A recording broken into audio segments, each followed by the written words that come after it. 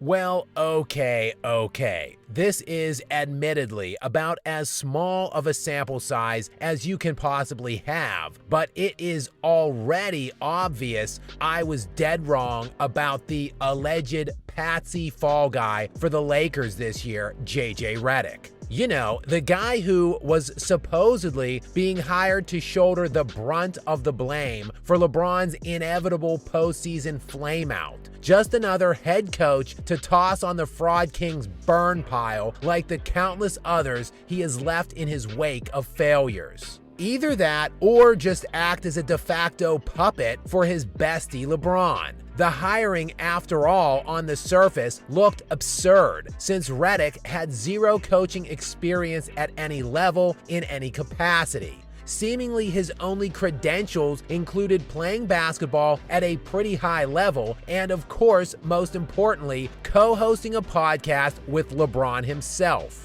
It therefore made total sense to reason that James, who has essentially been dying to coach every team he has played on for nearly 20 years, would just install a total puppet regime at the head spot now in his twilight. But yeah, after, I know, just 2 games, I am already willing to walk all of that back on my end at least and admit that JJ is the man in LA. The man for the job, that is. This job, to finally maximize what has been a top 3 roster talent-wise in the NBA for years. Of course, they haven't played like a top 3 roster in years, since the sham bubble exhibition tournament on the Disney campus in 2020. In the 4 years that have followed the COVID exhibition tournament, disguised as an NBA title, the Lakers have gone just 165 and 153, barely a 500 team in the regular season,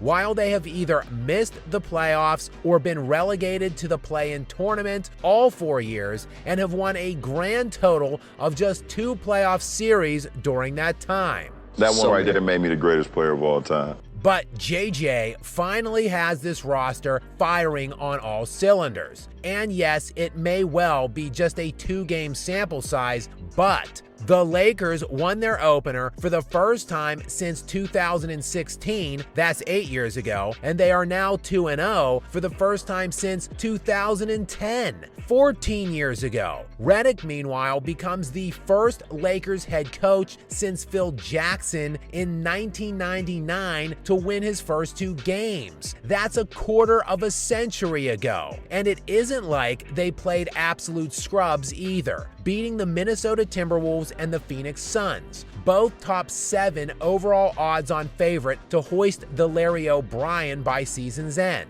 And just how he has done it is by ending the talk and speculation about that which has been swirling around Lakerland for 5 years now. JJ has made AD the focal point. He has relegated LeBron to a complimentary piece who looks more like a role player in these first 2 games, something no coach could manage to do, hell, basically for LeBron's entire career. That is to corral LeBron James and his massive ego while taking the ball away from him. The result is that AD looks like damn near the best player in the entire NBA. He is the first Lakers player since Kobe Bryant in 2005 to score back-to-back 30-point games to open a season, while Davis becomes only the 3rd Lakers player ever to score consecutive 35-plus point games in the first 2 games of a season, joining Jerry West and Elgin Baylor.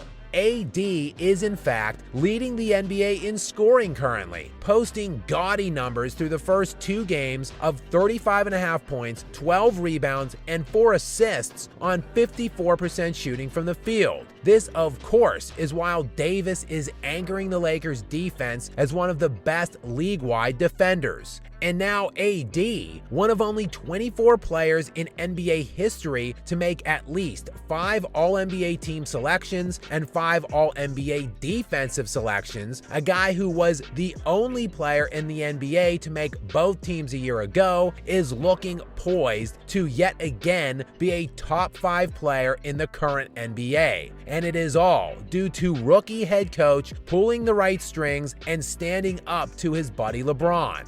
That also entails JJ not taking the bait and using the walking circus piece Bronny as a viable rotational player.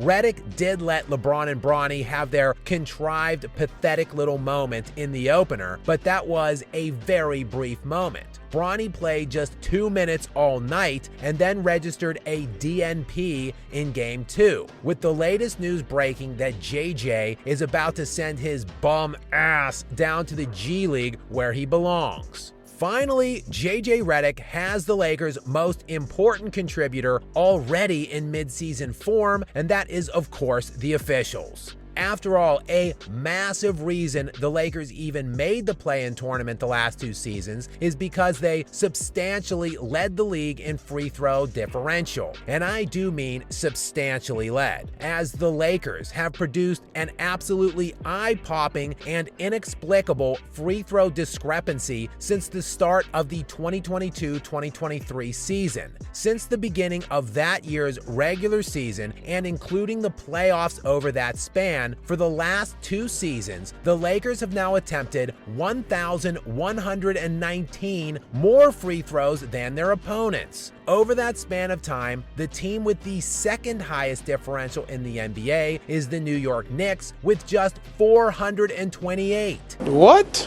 Yes, let those numbers sink in. The Lakers have not merely shot over 1,100 more free throws than they have given up in the last 2 seasons. That total is a staggering 691 more than the team closest to them in that metric. It's a complete crap. It is nearly triple the second-place team in that metric. It's a complete crap. Accordingly, JJ had the officials doing what they do best in the Lakers' narrow 123-116 win over Phoenix last night, a game LA was trailing in by as many as 22 points at one stage. Not to worry though, because JJ just gave the boys in stripes a little pep talk and had that hefty free throw differential take LA home, outshooting the Suns 39-17 from the charity stripe. It's a complete crap.